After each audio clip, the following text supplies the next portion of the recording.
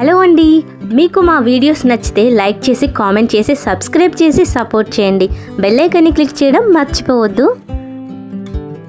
ఇది ఒక అందమైన అడవి. ఆ అడవిలో అంతే అందమైన ఓ రామచిలుక ఉండేది.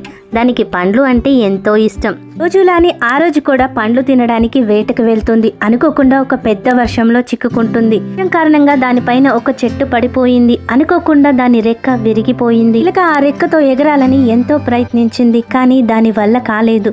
కొన్ని రోజులకి ఆ రెక్క పూర్తిగా ఓడిపోయింది. అది మునుపటిలాగా ఎగరలేదు, మంచి మంచి పండ్లను తినలేదు. చూసిన ప్రతి పక్షి దానిని చూసి జాలిపడ్డాయి, కానీ ఆ పక్షి ఎప్పుడూ నిరాశ చెందలేదు. ఒక రెక్కతో ఎగరాలని ఎంతో ప్రయత్నించింది, కానీ దాని వల్ల కాక కింద పడిపోయేది. ఒక రెక్కతోని అది చాలా దూరం వెళ్లేది. మంచి మంచి పండ్లను రుచి చూసి వచ్చేది. విరిగిపోయిన రెక్కతో దాని జీవితం ఆగిపోకుండా అది ముందుకు సాగిపోయింది. చిలుకని చాలా రోజులుగా ఒక పిచ్చుక గమనిస్తుంది. ఓ రోజు ఆ చిలుకతో ఆ పిచ్చుక మాట్లాడుతుంది. రెక్క విరిగిపోయినప్పుడు నువ్వు చనిపోతావు అనుకున్నా, ఏమి కానట్టు నువ్వు మళ్ళీ జీవించడం మొదలు పెట్టినప్పుడు నేను చాలా సంతోషపడ్డా. ఆ చిలుకలో ధైర్యాన్ని ఇంకా పెంచింది ఆ పిచ్చుక.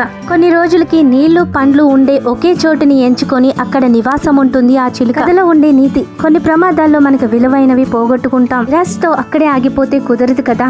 ఉన్న వాటితో సంతోషంగా బ్రతకడం నేర్చుకోవాలి. స్టోరీ ఎలా ఉందో ఒక్క కామెంట్ చేయండి. కొన్ని రోజులకి ఆ చిలుక ఉండే ప్రాంతానికి ఎన్నో పక్షులు వచ్చి దానితో నివాసం ఉన్నాయి.